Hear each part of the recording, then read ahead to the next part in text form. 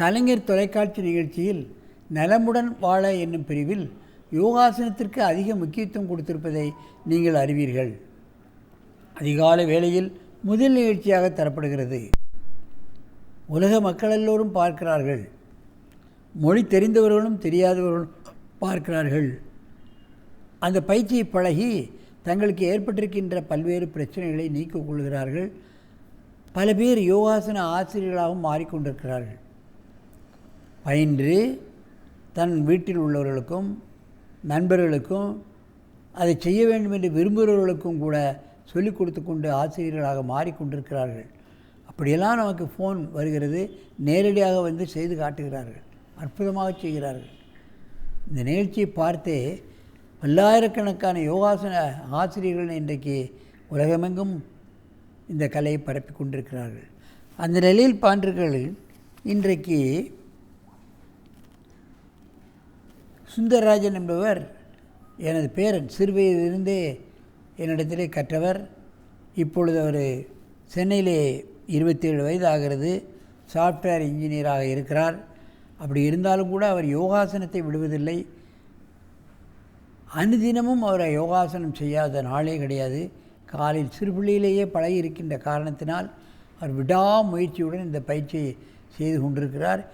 அவர் தன்னுடைய தொழிலில் முன்னேறுவதோடு இந்த ஆசனத்திலும் தனியாக முன்னேற வேண்டும் என்ற ஒரு ஆர்வமுடையவர். அவர் இப்பொழுது நவுகாசனத்தை செய்யப் போகிறார். இது கொஞ்சம் கடினம், வயிற்றை குறைக்கக்கூடியது, உடலை குறைக்கக்கூடியது, ஜீரணக்கருவிகளை சரியாக வேலை செய்யக்கூடிய அற்புதமான ஆசனத்தை செய்யப் போகிறார். இந்த அருமை சீடரே, அப்படியே நேராக குப்புறப்படுங்க. அப்படியே இப்படி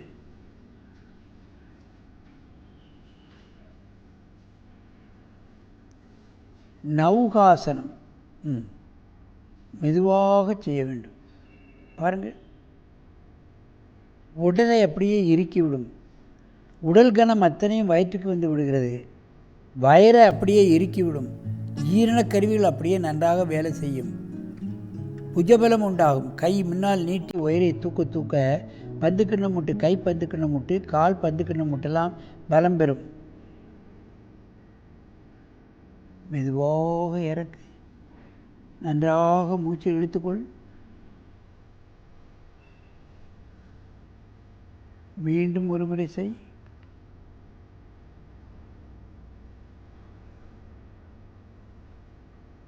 பார்ப்பதற்கு இந்த ஆசனம் எளிமையாக தோன்றும், ஆனால் செய்வதில் மிக மிக கடினம். ஆரம்பத்தில் யாராவது 2 பேர் நின்று கையை பிடிச்சு தூக்கணும், ஒரு ஆள் காலை பிடிச்சி தூக்கி இந்த ஆசனத்தை பழகினால் இந்த ஆசனம் முழுமை பெறும். நன்றாக மூச்சை இழுத்துக்கொள்ளுங்கள்.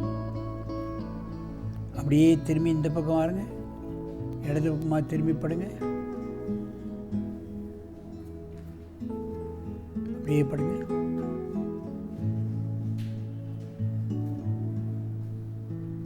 ஆரம்ப கட்டத்தில் மூச்சை பிடித்து கொண்டு தான் செய்ய வரும். செய்யுங்க.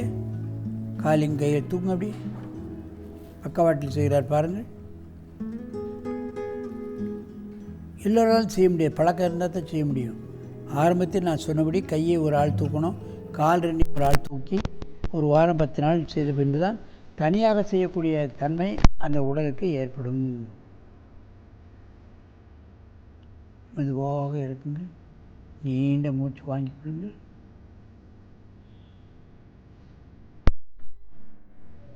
மீண்டும் ஒரு முறை செய்யுங்கள்.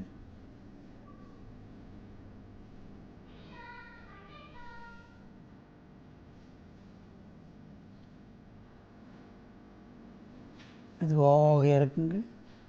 நீண்ட மூச்சு வாங்கிக் கொள்ளுங்கள்.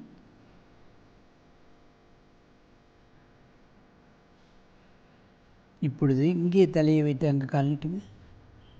அங்கே வைங்க தலையை.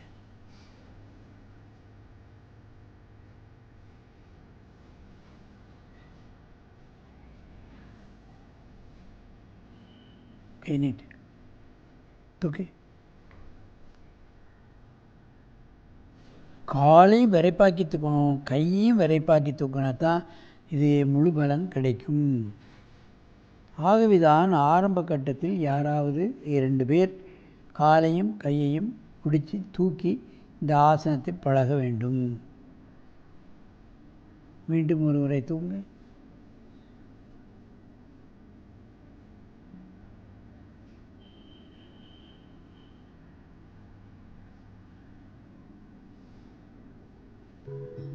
அப்படியே மெதுவாக எந்திரிச்சு உட்காருங்க. இவைகளெல்லாம் சின்ன சின்ன ஆசனங்கள், நல்ல பலனை தரக்கூடிய ஆசனங்கள். வயிற்றை குறைக்க வேண்டும் என்று சொல்வார்கள். நான் ஏதாவது எங்கே ஆஃபீஸுக்கு போனாலும் அங்கே உள்ள அதிகாரிகள், அங்கே உள்ள எழுத்தர்கள் மற்றவர்களெலாம் பார்த்தா எனக்கு வயிறு பெருசாக இருக்குது, குறைக்கணுமே, என்ன செய்யலாம் யோசனை. ஆசனம் என்றால் அதனுடைய நிலையத்துக்கு வந்து பழக வேண்டும். அங்கே 10 பேர் சேர்ந்துக்கிட்டு எனக்கு வயரை குறைக்கணும், எனக்கு பட்டெக்ஸை குறைக்கணும், எனக்கு மார்பகம் பெருசாக குறைக்கணும் அப்படின்லாம் சொல்லுவாங்க. நான் ஏதாவது சில பயிற்சிகளை சொல்லி கொடுத்துக்கிட்டு வந்து விடுவேன். அது மாதிரி எல்லாத்துக்கும் உடலை குறைக்கணுங்கிற ஒரு ஆவல் இருக்கிறது. ஆனால் பயிற்சிசாலைக்கு சென்று தான் இவளை செய்ய வேண்டும். இல்லை என்றால் இந்த நிகழ்ச்சியை பார்க்க வேண்டும். அனுதினமும் பார்த்து அவைகளை செய்வதற்கு முயற்சிக்க வேண்டும். முயற்சி செய்தால்தானே அதில் வெற்றி காண முடியும். ஆரம்பத்தில் நீ நான் வெஜிடேரியன் டயட், மாமிச உணவை சாப்பிடாதீர்கள் என்று சொன்னால் அது முடியாது. வேறு ஏதாவது ஆலோசனை சொல்லுங்கள். அவங்க உடம்பு குறையாது, நிச்சயமாக வயிறு குறையாது என்று தானே சொல்ல தோணும். ஆகவே இன்றைக்கு பார்ப்பீர்களானால் மக்கள் நிறைய பேர் நான் வெஜிடேரியன் டயட்டை ரொம்ப விரும்பி அனுதினமும் சாப்பிடுகிறார்கள். அதனால்தான் இன்றைக்கு பல்வேறுபட்ட வியாதிகள். நான் வெஜிடேரியன் டயட்டையும் மாமிச உணவையும் டாஸ்மார்க்கையும் ஒழித்து விட்டால் ஆஸ்பத்திரிகளை மூடிவிடலாம், போலீஸ் ஸ்டேஷனை மூடிவிடலாம், நீதிமன்றங்களை கூட மூடிவிடலாம்.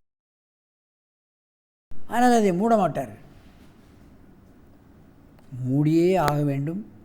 அதுதான் மக்கள் ஆரோக்கியமாக வாழ்வார்கள், நலமுடன் வாழ்வார்கள், சண்டை சச்சரவின்றி வாழ்வார்கள் என்பதை இந்த நேரத்திலே கூறிக்கொண்டு மக்கள் எல்லோரும் யோக நிலைக்கு திரும்ப வேண்டும் என்று கேட்டு உங்களிடமிருந்து விடைபெறுவது ஆசனம் ஆண்டியப்பன். வணக்கம்.